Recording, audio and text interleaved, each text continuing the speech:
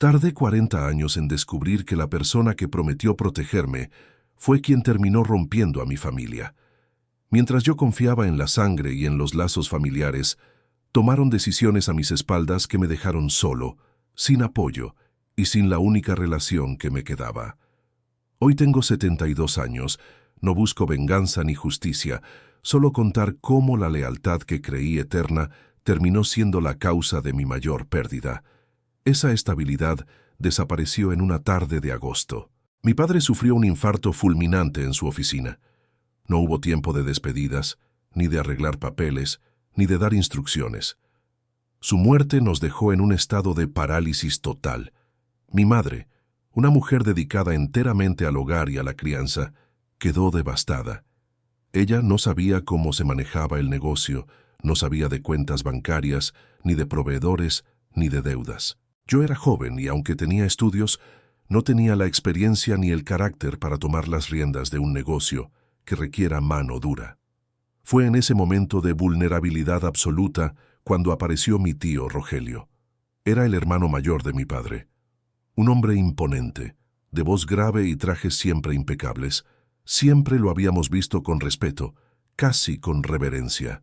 Él tenía sus propios negocios en la capital y venía a visitarnos con frecuencia. Cuando mi padre murió, Rogelio no se separó de nosotros ni un instante.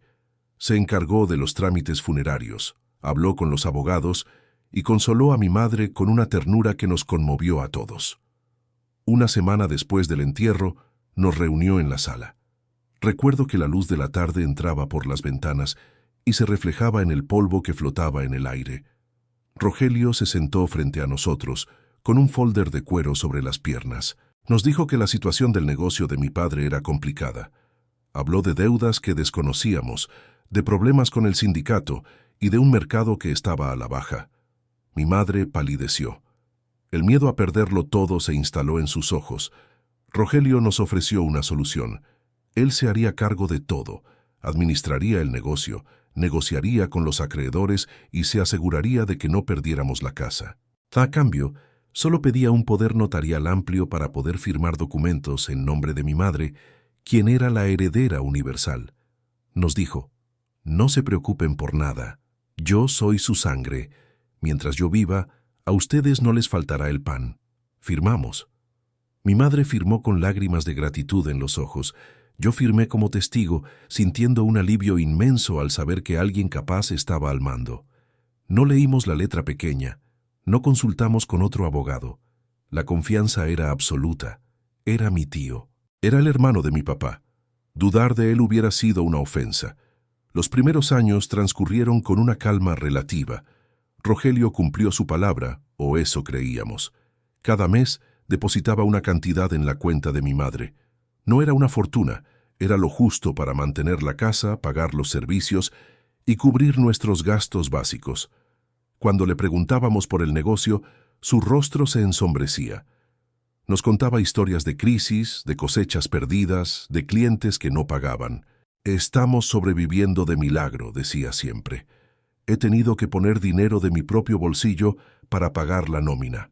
Nos sentíamos culpables, nos sentíamos una carga para él.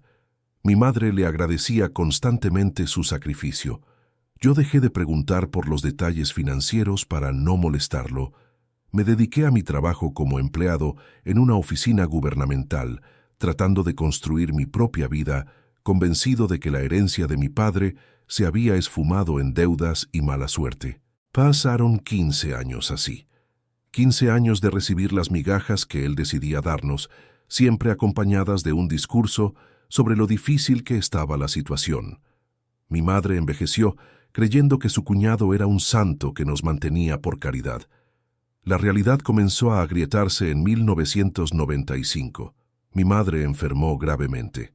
Necesitaba una cirugía de corazón y cuidados postoperatorios que el Seguro Social no cubría con la rapidez necesaria. Estábamos desesperados. Fui a ver a mi tío a su oficina en el centro. Hacía años que no entraba allí. El lugar había cambiado. Muebles de caoba, alfombras persas, aire acondicionado central. Se respiraba dinero. Me recibió con una sonrisa tensa. Le expliqué la situación. Necesitábamos una suma importante para la operación. Le pedí que vendiera algún activo del negocio de mi padre, algún camión viejo, lo que fuera. Rogelio suspiró y se quitó los lentes, un gesto teatral que conocía bien. Me dijo que era imposible, que el negocio estaba en números rojos, que no había activos que vender porque todo estaba hipotecado. Entonces cometió el error. El único error en su plan perfecto. Me dijo: «Mira, sobrino, no puedo sacar dinero de la empresa porque no hay, pero puedo prestarte yo personalmente. Haremos un contrato privado con un interés bajo para que puedas pagar la operación de tu madre». Me quedé helado. Él, que supuestamente perdía dinero administrando lo nuestro, tenía liquidez suficiente para prestarnos una fortuna. Y no solo eso, quería cobrarme intereses. Intereses sobre el dinero que necesitaba para salvar la vida de la viuda de su hermano. Salí de su oficina sin decir una palabra, pero con una duda sembrada en el pecho que pronto se convirtió en certeza. Esa misma semana empecé a investigar. No le dije nada a mi madre para no alterarla. Fui al registro público de la propiedad. En aquel tiempo no había sistemas digitales rápidos como ahora. Todo eran libros enormes y polvorientos y trámites burocráticos lentos. Pasé días enteros revisando tomos, buscando el rastro de las propiedades que mi padre había dejado. Lo que encontré me revolvió el estómago. Las propiedades no estaban hipotecadas como decía mi tío. Habían sido vendidas, pero no vendidas a terceros desconocidos. En 1982, apenas 2 años después de la muerte de mi padre, los terrenos principales habían sido traspasados a una sociedad anónima. Seguí el rastro de esa sociedad. Los socios fundadores eran un abogado que no conocía y la esposa de mi tío Rogelio. Seguí buscando. El negocio de materiales, el almacén, los vehículos. Todo había cambiado de dueño sistemáticamente entre 1982 y 1985. Todo había pasado a manos de empresas fantasma, controladas por mi tío o sus prestanombres. Y lo peor de todo, las supuestas deudas que él decía pagar nunca existieron. El negocio había sido rentable desde el primer día. Hice sumas en una libreta barata sentado en un café frente al registro. Durante 15 años, mi tío no había estado poniendo de su bolsillo. Había estado robando las ganancias enteras de un negocio próspero, dándonos una miseria para mantenernos callados y agradecidos, mientras él transfería la titularidad de todo el patrimonio a su nombre. Nos había despojado de todo, sonriendo y bebiendo café en nuestra propia sala. Con los documentos en la mano, sentí una mezcla de ira y vergüenza. Vergüenza por haber sido tan ingenuo. Vergüenza por haber permitido que mi madre viviera con limitaciones mientras él se enriquecía con el trabajo de mi padre. Pero sabía que no podía confrontarlo gritando. Él era un hombre poderoso, con conexiones, con abogados. Yo era un empleado público con una carpeta llena de fotocopias. Busqué a un abogado, un viejo amigo de la universidad, que se dedicaba a litigios civiles. Cuando revisó los papeles, su cara lo dijo todo. «Esto es un desfalco masivo, Alberto», me dijo. «Pero hay un problema. Los plazos. Muchas de estas transacciones ocurrieron hace más de 10 años. Él va a alegar prescripción, va a decir que ustedes sabían y consintieron». Le pregunté si podíamos ganar. Me miró a los ojos y fue honesto. «Va a ser una guerra. Él tiene el dinero para alargar esto por años. Tú tienes la verdad, pero en los tribunales la verdad es cara». No me importó. Decidí demandar, pero antes tenía que hablar con él. Tenía que verle la cara una última vez antes de que todo se convirtiera en expedientes y citatorios. Fui a su casa un domingo. Él estaba en el jardín, leyendo el periódico, con esa calma de quien se cree intocable. Me acerqué y puse la carpeta sobre la mesa de jardín, apartando su vaso de limonada. «Sé lo que hiciste, tío», le dije. Mi voz no tembló. Estaba extrañamente tranquilo. Él bajó el periódico lentamente. No se veía sorprendido, solo molesto por la interrupción. «¿De qué hablas, muchacho?» «De la sociedad anónima, de la venta de los terrenos en el 82, de cómo pasaste el negocio a nombre de tu esposa. Sé que nos robaste, Rogelio. Nos robaste todo mientras fingías protegernos. Él me miró con una indiferencia que me dolió más que cualquier insulto. Se quitó los lentes y los limpió con un pañuelo de tela. Ustedes no sabían administrar, dijo, como si estuviera explicando una lección a un niño.